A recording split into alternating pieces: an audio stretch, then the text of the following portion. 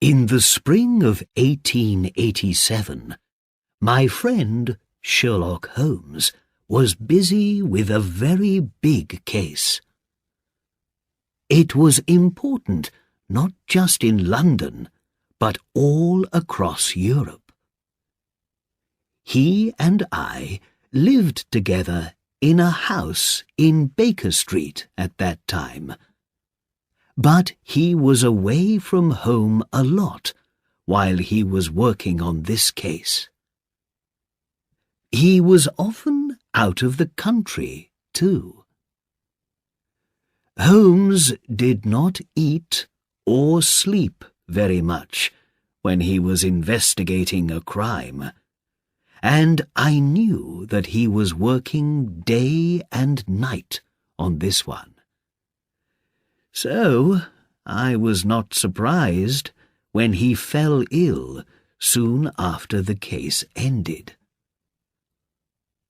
On April the 14th, I got a telegram from the south of France.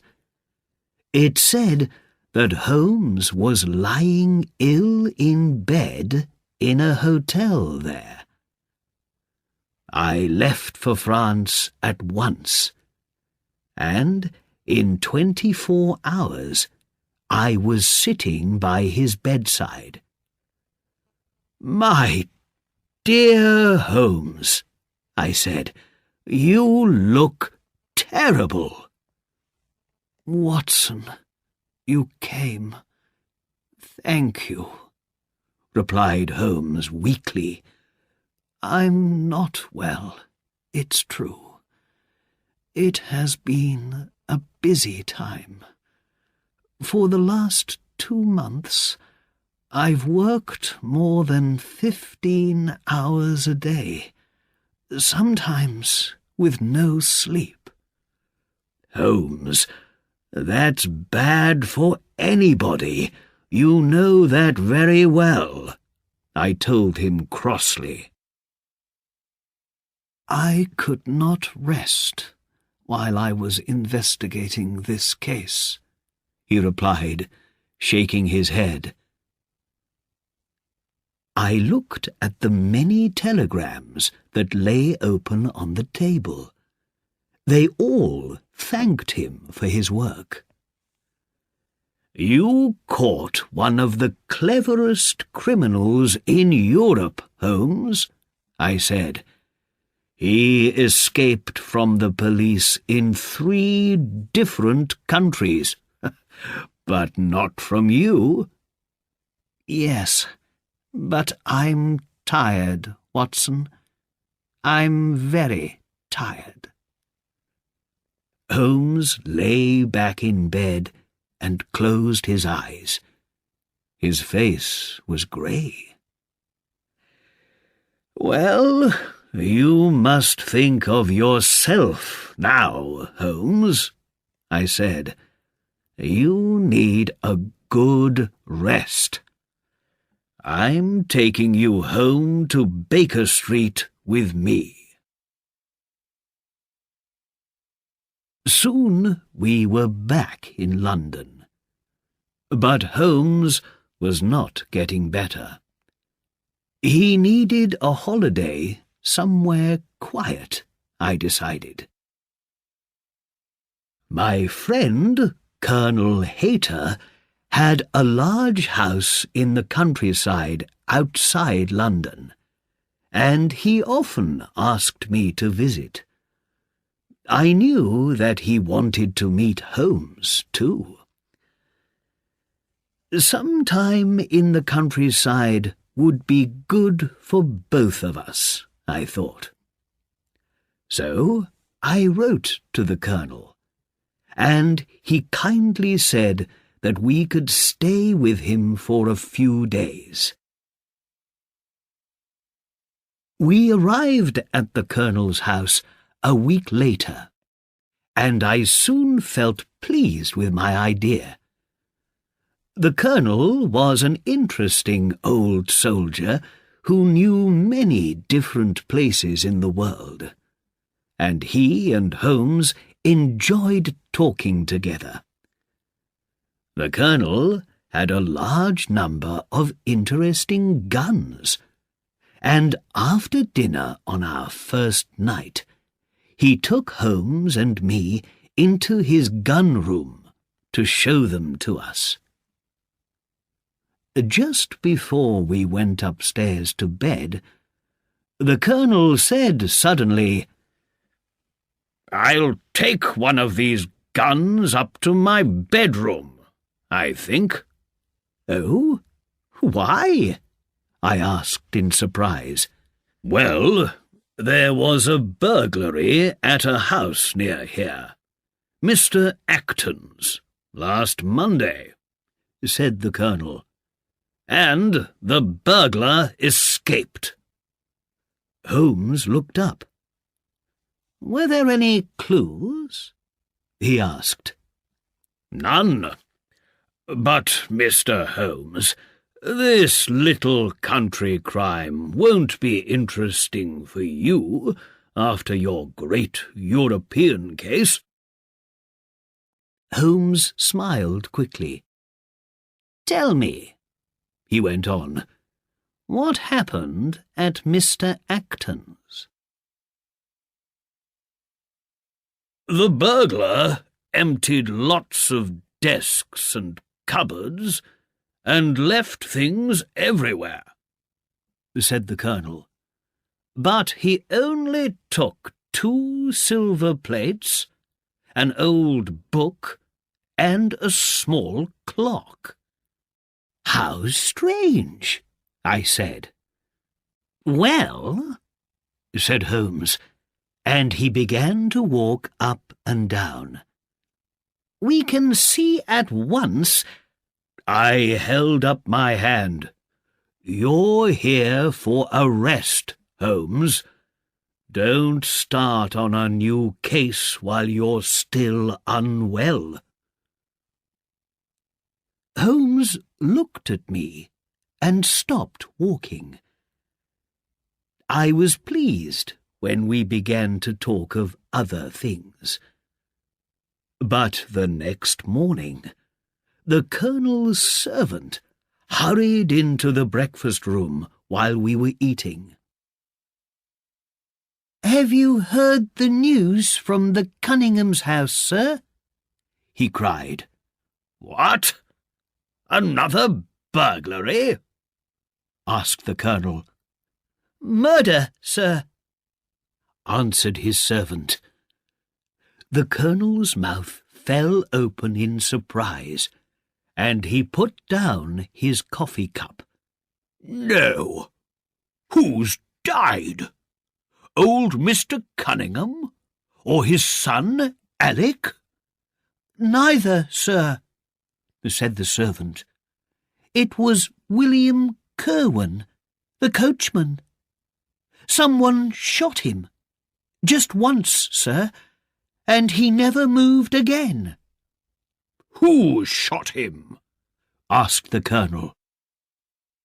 "It was a burglar, sir. It happened last night, just before midnight. The Cunninghams think that this man was trying to break in, and William found him. The man shot William and escaped, sir." The servant left the room, and the Colonel turned to Holmes and me. "This is bad news," he said. "This will hit old Mr. Cunningham badly. William has been his coachman for years. The murderer was the man who broke into Mr. Acton's house last Monday. Don't you think, Holmes?" "The plate, book, and clock thief," said Holmes slowly. "Perhaps, but it's a little strange. Burglars don't usually steal from 2 houses in the same village in the same month." "It's a man from the village, I'm sure," said the Colonel. "Everyone knows that Mr. Acton and Mr. Cunningham have the largest houses here." "And are they also the richest men in the village?" asked Holmes. "Well, they were at one time, but there's a lawsuit between them.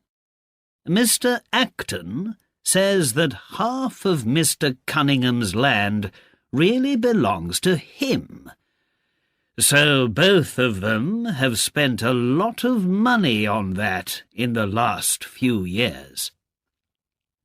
"Well, if you're right, and the murderer is a man from the village, the police will find him easily, I'm sure," said Holmes, looking sleepy. He turned to me. "Don't worry, Watson. I'll stay out of it."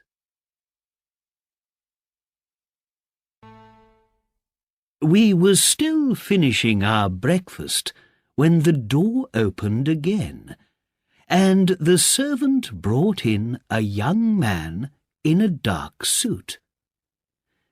"This is Inspector Forrester, sir," said the servant.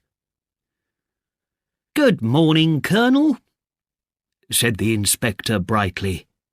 "I'm sorry to come at breakfast time, but I heard that Mr. Holmes of Baker Street is here."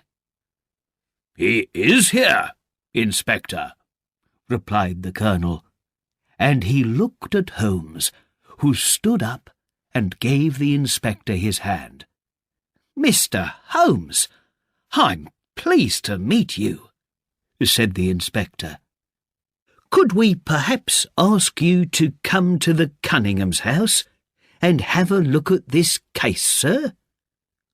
Holmes turned to me. "Sorry, Watson," he said, with a little smile. "This is not what you wanted." He turned back to the inspector. "Perhaps you could tell us what happened at the Cunninghams, Inspector." Holmes sat back in his chair to listen, the way he always sat when he was interested in something. I knew that I could do nothing now to stop him working on this case. "Well, we had no clue in the Acton burglary," said Inspector Forrester. "But this time, both old Mr. Cunningham and his son, Mr. Alec, saw the man." "Ah," said Holmes. "It was 11:45 when they heard a noise outside. Old Mr. Cunningham was in his bedroom in bed, and Mr. Alec was in his bedroom reading a book. They both heard William Kerwin, the coachman, outside, and he was calling for help. So Mr. Alec ran downstairs in his dressing gown. The back door was open, and he could see William outside with another man. They were fighting, and the other man had a gun. There was a shot. William dropped to the ground, and the man ran across the garden and jumped over the hedge. Mr. Alec stopped to try to help William, and so the murderer escaped. Old Mr. Cunningham, who was looking out of his bedroom window, saw the man on the other side of the hedge running down the road. But my men are looking, and they'll soon find him." "Why was William at the Cunningham's house?" asked Holmes. "Did he live there?" "No, he lived with his mother in a small house on the Cunningham's land. He's always been a good servant, so the Cunninghams think that Perhaps he went to the big house because he wanted to know that everything was all right. People around here are afraid, you see, since the Acton burglary. The Cunninghams think that the man who murdered William was trying to break in through the back door when William found him. "Did William say anything before he died?" asked Holmes. "Not a word." "Did he speak to his mother before he left their house?" "She's very old and doesn't hear well, and we can't learn anything from her right now because this news has hit her so badly," said the inspector. "But we have found something important. Look at this." He took a small, torn piece of paper from his notebook and showed it to us. There were a few words on the paper, and we could see "at 11:45" clearly at the top. "William was holding this when he died," he said. "It's a piece from a larger page, and the time on it is the same as the time of William's death. I think that someone is asking for a meeting in this note," the inspector went on. "This is just an idea, but do you think that William was working with the murderer? Did they meet outside the back door and break the lock together? And then, we don't know why, they began fighting?" Holmes was examining the paper carefully. "This writing is very interesting," he said. "This mystery is deeper than I first thought."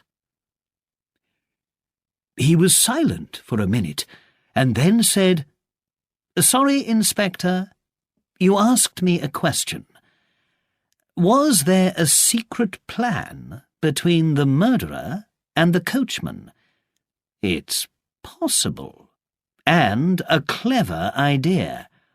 But this writing shows—" He dropped his head into his hands and stayed like that for some minutes, thinking deeply. When he looked up, there was colour in his face for the first time in weeks. His eyes were bright, and when he jumped to his feet, he looked full of life and just like the old Holmes. "I'd like to have a little look into this case," he said. "It's a very interesting one. Watson, Colonel, can I leave you here for a short while? I want to go with the inspector to the Cunningham's house to investigate one or two of my ideas. I'll be back in half an hour." But we saw nothing of Holmes for an hour and a half.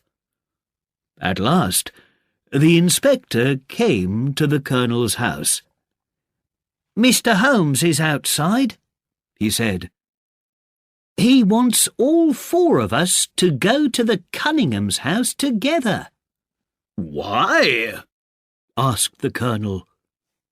The inspector shook his head. He looked worried. "I don't know, sir. Mr. Holmes is very excited. Strangely excited." "You needn't worry," I said. "When Holmes is excited like this, it's usually because his head is full of ideas." "Well, sir, he wants us to start at once, so let's go outside, if you and the Colonel are ready." The Colonel, the inspector, and I found Holmes outside, and while we walked to the Cunningham's house, he talked about the case with us. "I find it more and more interesting," said Holmes. "Watson, this visit to the countryside was a wonderful idea. I've had a very pleasant morning." "What did you do at the Cunningham's house, Holmes?" asked the Colonel. "Well, the inspector and I examined William's body first. One gunshot killed him, that's clear. Then we spoke to Mr. Cunningham and his son Alec. They showed us how the murderer escaped over the garden hedge into the road. That was very interesting.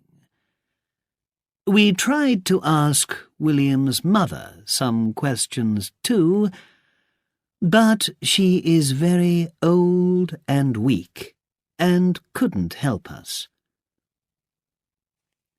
The torn piece of paper in William's hand is very important," Holmes went on. "We agree about that, don't we, Inspector? It has the time of his death on it. I think that the man who wrote that note wanted William to come to the house at that hour.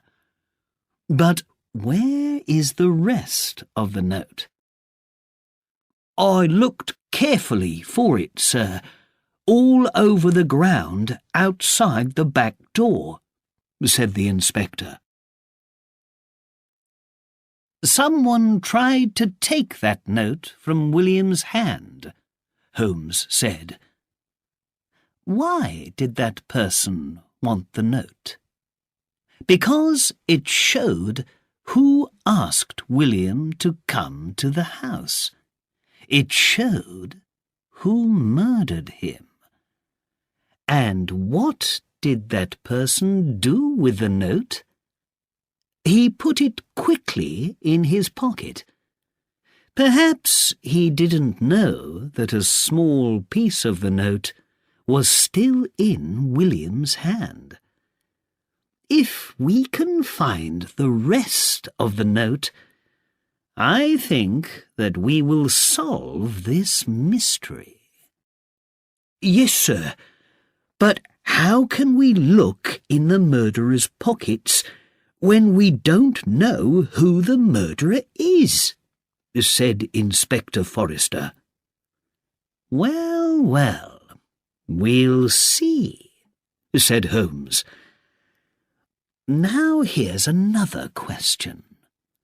How did William get the note? Did someone take it to him?" "I've asked at the post office," replied the inspector.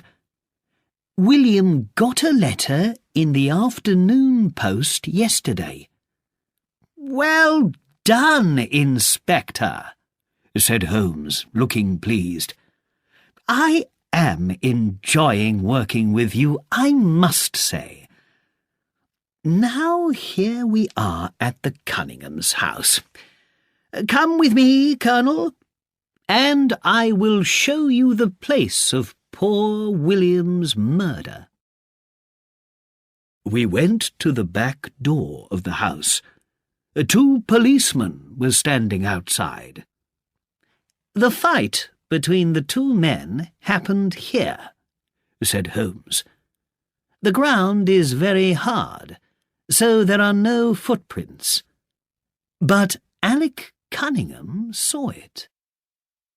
Just then, the 2 Cunninghams came round the corner of the house. The older man had a hard face, with heavy-looking eyes. His son, Alec, had a bright smile and was wearing an expensive suit. "Still investigating?" Alec said to Holmes. "People say that you Londoners never get anything wrong. But you aren't very quick, are you? Ah, you must give us a little time, Holmes replied, smiling. You'll need it, said Alec. I don't think that there are any clues. There's one, answered the inspector. We were just saying, if we can find... But the inspector did not finish what he was saying, because Holmes suddenly fell to the ground. "Holmes!" I cried. His face was white, and I was very worried. We carried him into the kitchen and put him in a comfortable chair. After a few minutes, he began to feel better, and soon he got up slowly from his chair. "I'm so sorry," he said. "I've been ill, and I'm still a little weak." "Shall I send you home in my coach?" asked old Mr. Cunningham kindly. "Thank you," said Holmes, "but it really isn't necessary. I'm well again now, and while I'm here, I'd like to be sure about one thing. Perhaps when William arrived here, the murderer was already in the house." "Of course he wasn't," said Mr. Cunningham. "Neither I nor Alec heard anyone in the house." "It is a mad idea, Mr. Holmes," said Alec angrily. "Nothing has gone from the house. No one has touched a thing." "You must remember," said Holmes, "that this burglar is a strange man. Look what he stole from Mr. Acton's. 2 silver plates, an old book, and a small clock." Old Mr. Cunningham's face softened a little. "Well, we want to help you as much as possible, Mr. Holmes," he said. "Just tell us what to do." "First," said Holmes, "I'd like you to give a reward for anyone who can tell us about the murder. I have written this. Please take a look and then write your name at the bottom." He took a notebook from his pocket and gave it to old Mr. Cunningham. Mr. Cunningham read the note. "But you've made a mistake here," he said. "It says at 1:45, and the murder was at 11:45. Alec laughed loudly, and I felt sorry for my friend Holmes. He was angry with himself, I could see. He never usually made mistakes like this, and I knew now that he was still not himself. Mr. Cunningham changed the hour on the paper and gave it to Holmes, who put it carefully back in his pocket. "The reward is a very good idea, Mr. Holmes," Mr. Cunningham said. "Let's send this note around the village today." "And now," said Holmes, "I think that we need to look around the house. Perhaps the murderer did take something away with him. Let's go and investigate. Could you take us upstairs, Mr. Cunningham?" Mr. Cunningham took us out of the kitchen and up the stairs to the first floor. He showed us the sitting room and some of the bedrooms. Holmes walked slowly behind him and examined everything very carefully. I knew that he was looking for something. I could see that in his face, but I had no idea what it was. "Mr. Holmes," said Mr. Cunningham a little crossly, when we came to the last 2 rooms in the house, "do we really need to spend any more time up here? That is my bedroom over there, and my son's room is next to it. The murderer didn't go into those rooms. We know that." "I don't think that you're going to solve the crime like this," said Alec, smiling unpleasantly. "I would just like to look in your bedrooms," said Holmes. He pushed open a door. "This is your son's room, I think, Mr. Cunningham?" "He was reading his book in here when he heard a noise. That's right, isn't it?" He walked in and looked around the room. "Have you seen everything now?" asked Mr. Cunningham coldly after a while. "Thank you, yes. And now just your bedroom, if it's not too much trouble." Old Mr. Cunningham looked angry, but he showed us into his bedroom. Near the bed there was a table with a plate of oranges and a glass of water on it.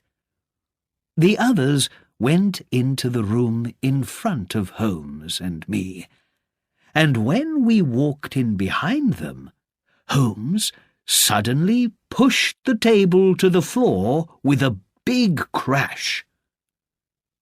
The glass broke into 1,000 pieces, and the oranges went everywhere. "Oh, Watson, look what you've done!" Holmes cried before I could say a word. "I'm very sorry," I said. I knew that I had to say this. I did not understand why, but I knew that Holmes wanted this to be my accident. I got down onto the floor and began to look for oranges and pieces of glass. The others were putting the table back when suddenly the inspector said, "Where's Mr. Holmes gone?" We looked round, but Holmes was not in the room. "Wait here, all of you!" cried Alec. "That man is mad! Come with me, father, and let's find him." They both ran out of the room, and the colonel, the inspector, and I just stood there, in great surprise.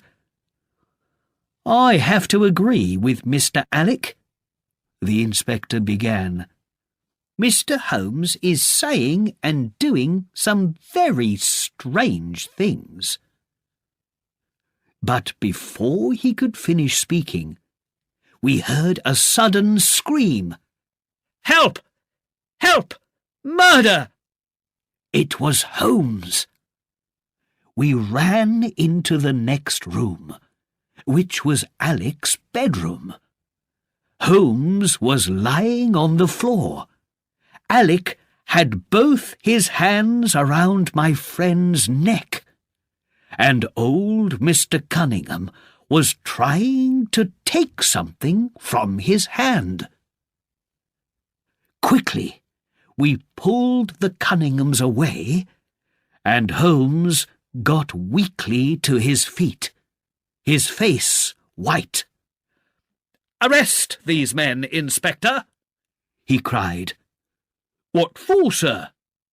asked the inspector. "They murdered their coachman, William Kirwan." The inspector looked at us all in surprise.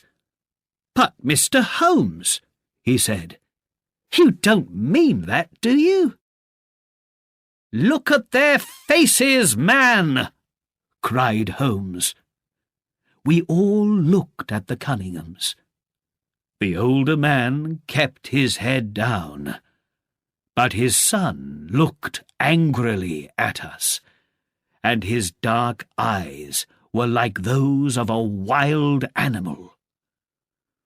The inspector went to the window and called down to his men. Then he turned to old Mr. Cunningham. "I'm sorry, sir, but I must arrest you," he said. At that second, Alec moved his arm up, and we saw a gun in his hand. But the inspector saw it first. "Drop it!" he cried. He hit Alec's arm, and the gun dropped to the floor. Holmes put his foot quietly on the gun.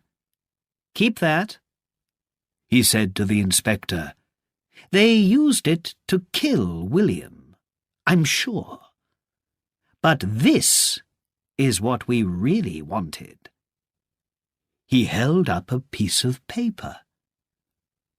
"The rest of the note!" cried the inspector. "Yes," said Holmes. "And where was it?" the inspector asked. "I'll explain everything to you very soon," said Holmes. "Colonel, why don't you and Watson go back to your house now? The inspector and I must speak with Mr. Cunningham and his son, but I'll be with you by lunchtime." It was about 1 o'clock when Holmes arrived at the Colonel's house. He came into the sitting room with a small, grey-haired man. "Watson, this is Mr. Acton," Holmes said, and I shook the man's hand. "The first burglary was at Mr. Acton's house, you remember? I asked him to be here while I explain this little case, because it will be interesting to him too, I think." "Do take a seat, Mr. Acton," said the Colonel. "But, Holmes, are you feeling better now? The Cunninghams nearly killed you, and before that, your fall. We were worried about you." Holmes laughed. "I'll explain about that in a minute," he said. "But first, I'll tell you why that piece of paper in William's hand was so important in this crime. From the beginning, I knew that it was the key to the mystery. I wanted to know who tried to take it from poor William. Alec said that the murderer shot William and then ran away at once. So, if that was true, the murderer did not take the paper from William's hand. I knew that when old Mr. Cunningham came downstairs, some of his servants were there already. So he didn't take it. Alec took it, I thought to myself. "Ah!" said the Colonel. And then I examined the torn piece of paper. I knew at once that 2 people wrote this note together. Holmes put the first torn piece of the note on the table, and we all looked at it carefully while he went on. One person's handwriting is stronger. You can see his strong T in at and to. I think that learn and perhaps are in his handwriting too. He wrote his words first, but he didn't leave much room for the person with the weaker handwriting. That person then wrote in his words. Quarter, 12, and what? "It's as clear as day," cried the Colonel. "But why did two men write the note in this way?" They were planning a crime, and one of them, the one with the stronger handwriting, I think, had the idea. If anything went wrong, he did not want people to think that he was working alone. "Very good," cried Mr. Acton. Now this is even more interesting, Holmes went on. The one handwriting is very like the other in many ways. I looked at many things here, and I was soon sure of this. These two writers come from the same family. Young men usually have strong handwriting, and older men have weaker writing. The Cunninghams, father and son, wrote this note.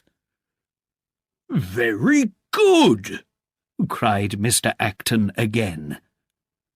Next, I needed to examine the murder carefully, said Holmes. First, I looked at William's body. The shot that killed him came from about 4 yards away. But do you remember Alec's story? The two men were fighting when the murderer shot William, he told the inspector. So that was clearly a lie. Then I looked at the hedge next to the road. The Cunninghams said that the murderer escaped over that hedge.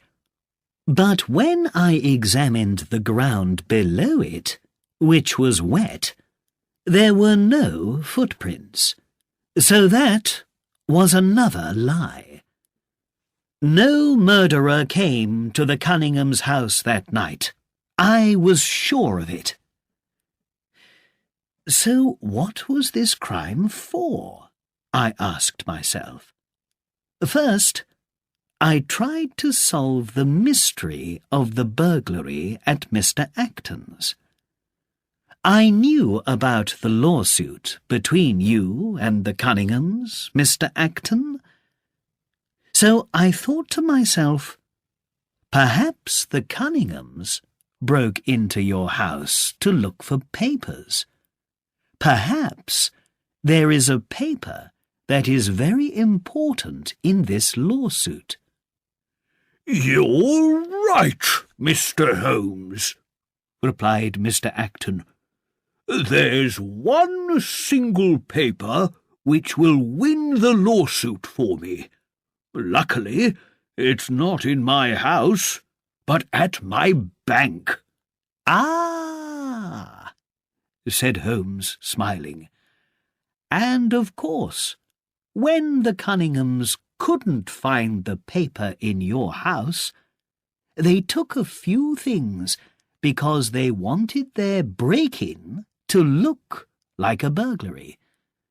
But I still needed one thing, the rest of the note. Where was it? There was only one possible place, I thought. Where do you put something when you find it in the middle of the night? In the pocket of your dressing gown. That's why I went to the house for a second time. The Cunninghams met us, you remember, outside the back door. I did not want them to know about the note, but the inspector started talking about it, so I suddenly fell to the ground ill, and that changed the conversation. "Holmes!" cried the Colonel, laughing. "We were all so worried about you, but you weren't really ill." "No, Colonel," said Holmes, smiling. "After that, I wanted old Mr. Cunningham to write the word 12 for me, and when he did, it looked just like the 12 on William's piece of paper." "So it wasn't a mistake when you got the time wrong on the note about the reward," I cried. "I know that you were worried about me when you saw my mistake, Watson," Holmes said with a laugh. "I'm sorry about that." We all went upstairs then, and I saw Alec's dressing gown in his room. So when we went into his father's room, I pushed a table to the floor, and while everyone was busy with that, I hurried into Alec's bedroom. I found the paper in his dressing gown pocket. But suddenly the Cunninghams ran in, jumped on me, and tried to take the paper from me. I knew too much, and they wanted to kill me, I can tell you. After their arrest, Alec was wild and angry, but old Mr. Cunningham told us everything, Holmes went on. I heard from him that William saw the Cunninghams on their way to Mr. Acton's. He knew that they were the burglars, and he decided to make some money for himself. He told the Cunninghams to pay him a lot of money, or he would tell the police. But Alec was a dangerous enemy. He decided to kill William, so he made a plan, and he and his father wrote the note. They sent it to William, who came to the house last night.